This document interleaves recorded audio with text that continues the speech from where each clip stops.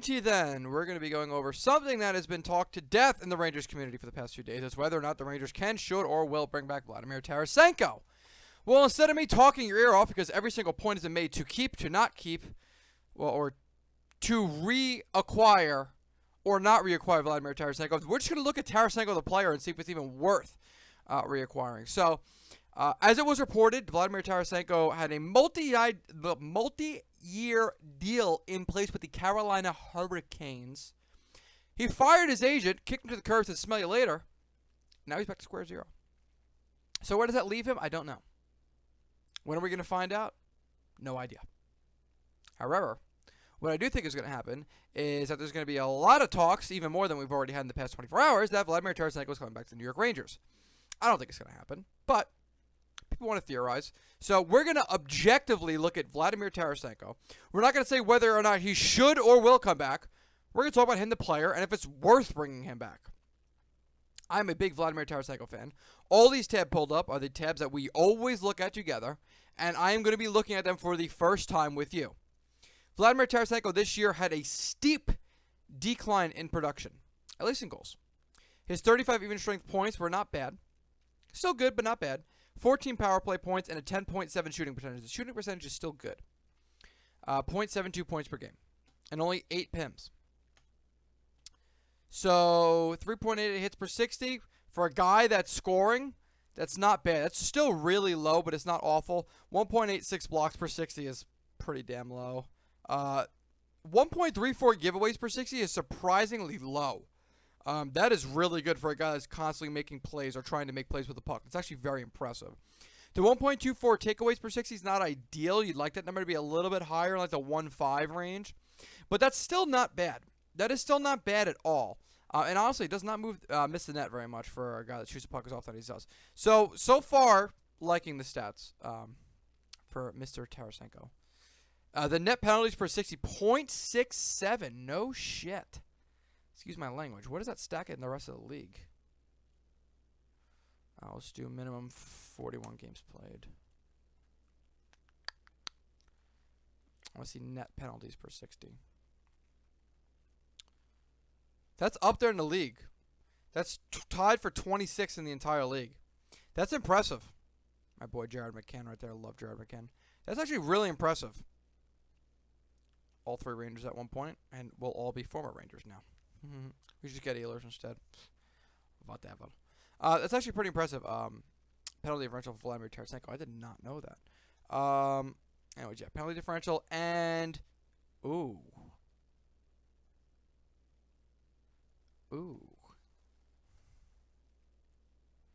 That's really bad.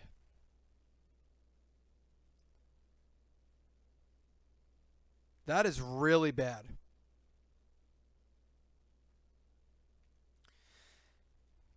So for those of you that are new, this is shot attempts percentage. Over 50% means you shoot the puck.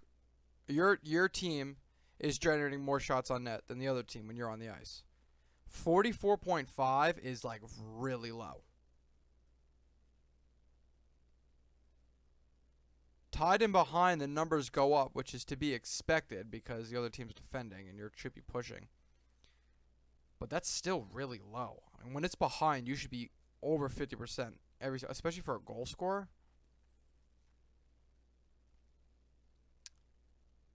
That's kind of nerve-wracking. Those are actually really bad numbers. How does that compare to the rest of the league?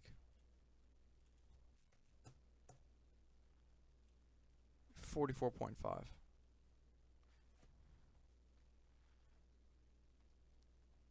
See, all Hurricanes, no surprise there. It was 44.5. I doubt he's going to be that far back, but hell, maybe he is.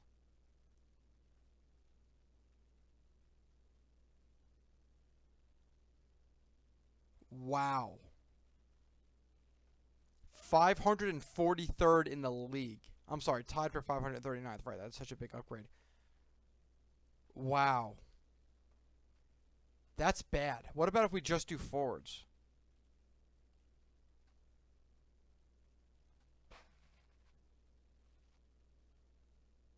That's genuinely concerning.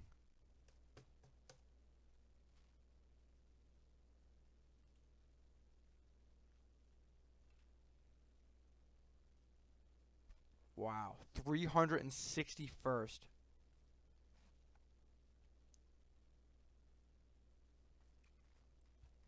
Huh. That really just skewed my opinion of him.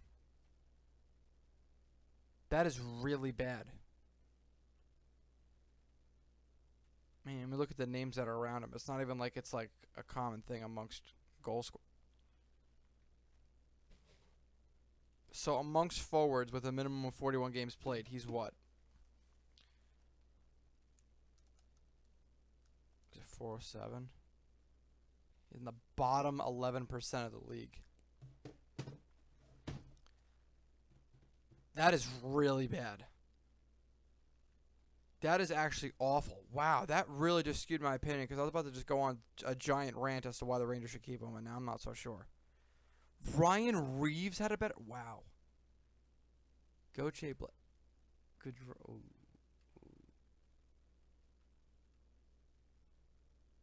And Zegers is down there. That's surprising Zegers is that low. That's a little reassuring. I'm looking for every reason to think it's not that bad. But these guys are... Yeah, Bushnevich was low.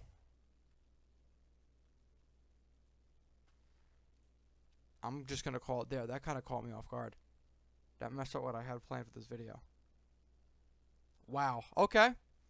You guys just watched live me change my opinion on whether or not the Rangers should bring back Vladimir Tarasenko. Now, that stat obviously is not the end-all, be-all, and it's not an absolute indictment of the player, but when you look at the guys surrounding him, that low, maybe it is sort of an indictment. So I guess the conversation, wow.